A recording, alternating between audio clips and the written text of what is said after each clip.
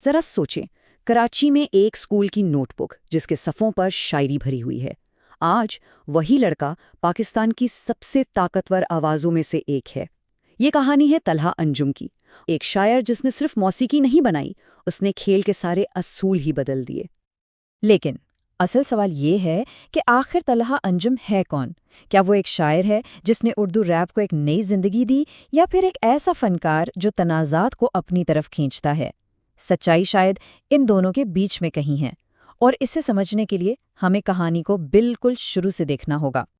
چلیں شروعات کرتے ہیں کچھ نمبرز سے، اور یہ نمبرز آپ کو حیران کر دیں گے۔ صرف 2023 میں طلحہ انجم کے گانوں کو 370 ملین بار سنا گیا۔ یہ پاکستان کی پوری آبادی سے بھی زیادہ ہے۔ اسی وجہ سے وہ لگاتار دوسرے سال ملک کے سب سے بڑے آرٹسٹ بنے، اور یہ تو صرف شروعات تھی۔ لیکن ظاہر ہے جب آپ کی آواز اتنی بلند ہو جائے تو اس کی گونج کچھ ایسی جگہوں پر بھی پہنچتی ہے جہاں نہیں پہنچنی چاہیے، اور اس بے مثال شہرت کی ایک بہت سنگین قیمت تھی، جان سے مارنے کی دھمکیاں اور آن لائن نفرت کا ایک نہ ختم ہونے والا طوفان۔ لیکن اس ساری نفرت کے باوجود ان کی مقبولیت بڑھتی ہی چلی گئی۔ آج ان کے پورے کیریئر کے سٹریمز 1 ارب سے بھی زیادہ ہیں، اور یہ اعداد و شمار ایک بات ثابت کرتے ہیں کہ ان کی آواز اب صرف پاکستان تک محدود نہیں رہی، یہ ایک گلوبل آواز بن چکی ہے۔ اور پھر ایک ایسا واقعہ ہوا جس نے پورے ملک میں ایک نئی بحث چھیڑ دی۔ لیکن اس طوفان کو سمجھنے کے لیے ہمیں یہ سمجھنا ہوگا کہ یہ آواز آخر آئی کہاں سے۔ ہمیں وقت میں تھوڑا پیچھے جانا ہوگا۔ تو یہ سب شروع کیسے ہوا؟ یہ کہانی صرف ایک آرٹسٹ کی نہیں ہے، بلکہ ایک پوری تحریک کے جنم کی ہے، اردو ریپ کے عروج کی۔ سچ تو یہ ہے کہ جب طلحہ نے شروعات کی تب پاکستان کی میوزک انڈسٹری پر پاپ اور صوفی راک کا راج تھا۔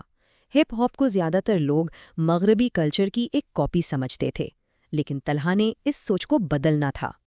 2012 میں اس نے اپنے اسکول کے دوست طلحہ یونس کے ساتھ مل کر ینگ اسنرز بنایا، اور صرف 1 سال بعد 2013 میں ان کا گانا برگر کراچی جیسے آگ کی طرح پھیل گیا۔ لیکن وہ صرف مذاق نہیں کر رہے تھے۔ 2015 میں ناراض نہ ہونا جیسے گانوں نے دکھایا کہ وہ سماجی مسائل پر کتنی گہری سوچ رکھتے ہیں۔ 2017 تک ان کی پہلی البم ری برتھ نے اردو ریپ میں ان کی جگہ بالکل پکی کر دی۔ اب جو لوگ نہیں جانتے، برگر کراچی کی سلینگ میں ان امیر اور مغربی سوچ رکھنے والے نوجوانوں کے لیے استعمال ہوتا ہے جو اپنی مقامی ثقافت سے کٹے ہوئے سمجھے جاتے ہیں۔ یہ گانا صرف ایک طنز نہیں تھا، اس نے معاشرے کی تقسیم کو سب کے سامنے لا کر کھڑا کر دیا اور لاکھوں نوجوانوں کے دلوں میں اتر گیا۔ برگر کراچی نے ایک دروازہ کھولا تھا، اور اس کے بعد طلحہ اور ینگ اسنرز نے اس دروازے کو توڑ کر پاکستانی میوزک انڈسٹری پر اپنا قبضہ جما لیا۔ یہ گراف خود پوری کہانی بیان کرتا ہے۔ 2020 کے بعد ان کی مقبولیت میں ایک دھماکہ سا ہوا۔ گمان اور افسانے جیسے گانوں نے انہیں زیر زمین ریپرز سے اٹھا کر گھر گھر کی آواز بنا دیا، اور ان کی سٹریمز نے تو سارے ریکارڈ ہی توڑ دیے۔ بہت جلد وہ صرف سٹریمنگ چارٹس پر نہیں تھے، بلکہ ہر جگہ تھے۔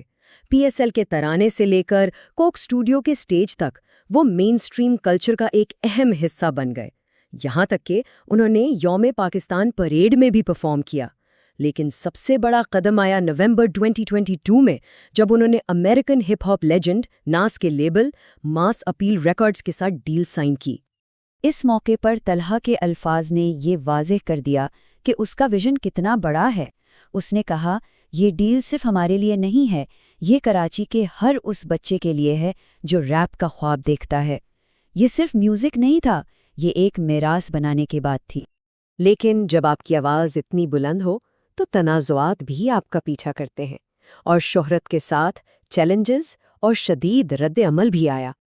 نومبر 2023 میں نیپال کے ایک کانسرٹ میں ایک ایسا لمحہ آیا جس نے سب کچھ بدل کر رکھ دیا۔ طلحہ نے ایک مداح سے بھارتی پرچم لے کر سٹیج پر لہرایا۔ اس کے حامیوں کے لیے یہ اتحاد بھی کال تھی، اس بات کا ثبوت کہ فن کی کوئی سرحد نہیں ہوتی۔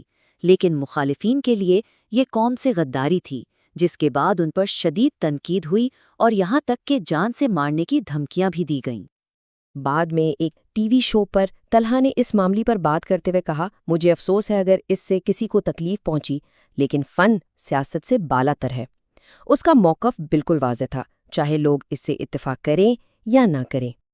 ان پر یہ بھی الزام لگایا گیا کہ ان کے گانوں میں تشدد اور منفی سوچ کو فروغ دیا جاتا ہے، لیکن طلحہ کا جواب ہمیشہ ایک ہی رہا ہے: میں صرف معاشرے کی عکاسی کر رہا ہوں، میں ان چیزوں کی حمایت نہیں کرتا۔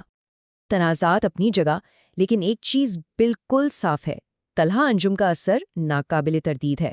اس نے نہ صرف ایک میوزک ژانرا کو دوبارہ زندہ کیا، بلکہ ایک پوری نسل کو اپنی آواز دی۔ اسپوٹیفائی کے اعداد و شمار خود کہانی بیان کرتے ہیں۔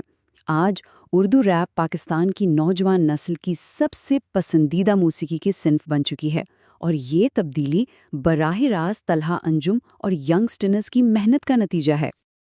تو اس کی کامیابی کا فارمولہ کیا تھا؟ پہلا، اس نے اردو کی گہری شاعری کو گلیوں کی زبان سے ملایا۔ دوسرا، اس نے ریپ کو نوجوانوں کے حقیقی مسائل کی آواز بنایا۔ تیسرا، اس نے سرحد پار فنکاروں کے ساتھ کام کر کے پل بنائے۔ اور آخر میں اس نے دیسی ہپ ہاپ کی ایک پوری نئی نسل کو متاثر کیا۔ رولنگ سٹون انڈیا کو دیے گئے ایک انٹرویو میں اس نے کہا تھا، موسیقی کی کوئی سرحد نہیں ہوتی، بھارتی مداح ہمارے لیے بہت اہم ہے، فن ہمیں جوڑتا ہے۔ اور یہ صرف الفاظ نہیں تھے، یہ اس کی موسیقی کا بنیادی فلسفہ تھا۔ طلحہ انجم کی کہانی ایک ریپر سے کہیں بڑھ کر ہے۔ یہ اس بات کی کہانی ہے کہ کیسے ایک آواز معاشرے کو بدل سکتی ہے، لوگوں کو جوڑ سکتی ہے اور ساتھ ہی تقسیم بھی کر سکتی ہے۔ اور یہ ہمیں ایک بہت بڑے سوال پر چھوڑ جاتی ہے، کیا فن واقعی وہ سرحدیں مٹا سکتا ہے جو سیاست نے کھینچی ہیں؟